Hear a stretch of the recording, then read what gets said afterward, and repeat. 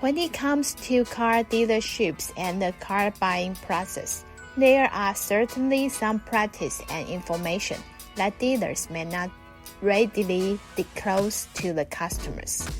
This secret can vary in nature and significance, and it's essential for consumers to be informed and prepared when shopping for a new or used vehicle.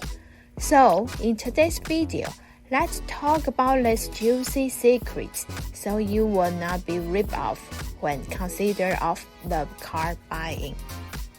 First of all, direct to our main course. Let's see hidden costs you may not notice. The first one, hidden fees. Dealers might not immediately disclose all the additional fees associated with the purchase, such as the documentation fees, dealer preparation fees, advertising fees, etc. Always ask for a breakdown of all fees before finalizing the deal. Second one, true car value. Dealers might inflate the initial price of the car, making it seem like you are getting a better deal when they offer you the discount. Research the true market value of the car using the tools like the Kelley Blue Book or Edmunds. Also, notice the history of the used cars is a must-do. You can refer to our last video. When buying a used car, dealers might not always disclose the full history, including accidents or major repairs.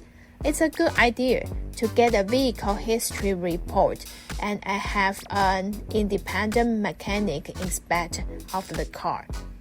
Third one, the extended warranties.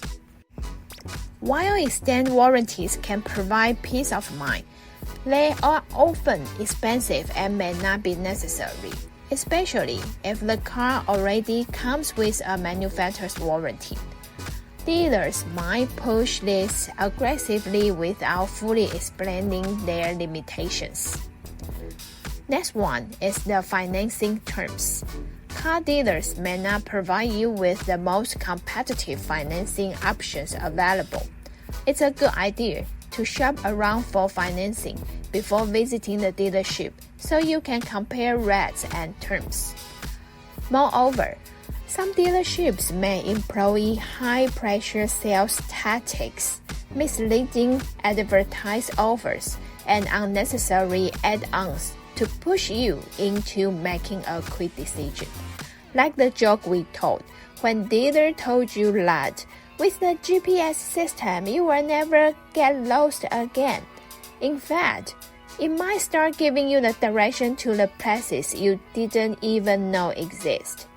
Pay attention on this exaggeration saying and remember to take your time to research, to think, and make an informed choice, and be cautious of overly enticing advertisements that promise deals that seems too good to be true. Often, there are strict eligibility requirements or conditions attached. I know you may think, then how can I get a good price to buy the car I want? Negotiating a better price at the car dealership requires the preparation, patience, and effective communication. Normally, we will highlight flaws and use the competing offers. Politely point out any flaws or issues with the car that could affect its value. This can provide you with leverage for a lower price. Except that, here are some tips to help you negotiate. First one is to do the research. Research the market value of the car you are interested in using resources like Kelley Blue Book, Edmunds, or online classified. Having a clear idea of what the car is worth will give you a strong bargaining position. Second one, set a budget. Determine your budget beforehand and stick to it. This will help you avoid being swayed by offers that are beyond your financing comfort zone. The third one, begin negotiations with a lower offer than the price you are willing to pay. This provides you the room for the dealer to counter offer while still getting to a price that works for you. Next, one of the most powerful negotiation tools is your willingness to walk away. If the dealer doesn't meet your expectations, this shows the dealer that you are serious about getting a fair deal. Next one is focus on out-the-door price. Instead of negotiating based on the monthly payment or the price of the car alone, negotiate the total out-the-door price. This includes all fees, taxes, and add-ons. And here the last one. If you are interested in add-ons like extended warranties or accessories, negotiate this separately from the car price. This will prevent them from being bundled into the car's cost. Always remember to ask for reasonings. If the dealer isn't meeting your desired price, politely ask for their reasoning beyond the price they are offering. This can give you insights into their perspective and potentially open up further negotiation. Also, you can get it in writing. Once you are agreed on the price, make sure to get all the details in writing. This includes the final price, any negotiated terms, and the breakdown of all fees. Remember, the negotiations should be a win-win situation.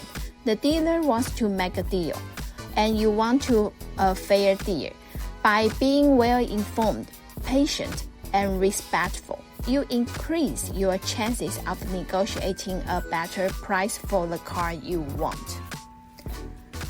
As promised earlier, I'm going to review 4 more handy hacks when you are going to get the better deals. Before that, have you pressed thumbs up for me already? Yes, you know which little button I'm talking about. Just click that button and that will be the best encouragement to us. Okay, here we go. Now let's see the first hack. You don't have to wait to pay off a loan unless there's a prepayment penalty. And if you are told so, have your finance manager to show you where is the contract mentioning it. Yes, easy. Just say, show me. Ask the finance manager show you where tells me that I can't pay off early. The second one. If there are no price information on the pre-contract, ask the F&I, the financial manager, to write down the prices to all products on the menu in case the prices are marked up during the negotiation process. Common situation is everyone thinks owning the monthly payment but ignores the actual price of each terms. Third one, remember name no one in front of the financial manager. As a consumer, we tend to think that name dropping will benefit us more. My friend will give me great deal and look after me. And the reality, very funny part, is the name dropping will give the financial manager clear opportunities to take advantage of you. And the last, don't ask the financial manager to cancel a product. Reasons are the financial manager tends to hold on the cancellation until they get the money in their pocket. He will wait till they make money before canceling any orders. On the contrary, go to the sales department or accounting department. Either one will be much easier for the cancellation process. Alright, my friend, I hope you enjoyed today's video.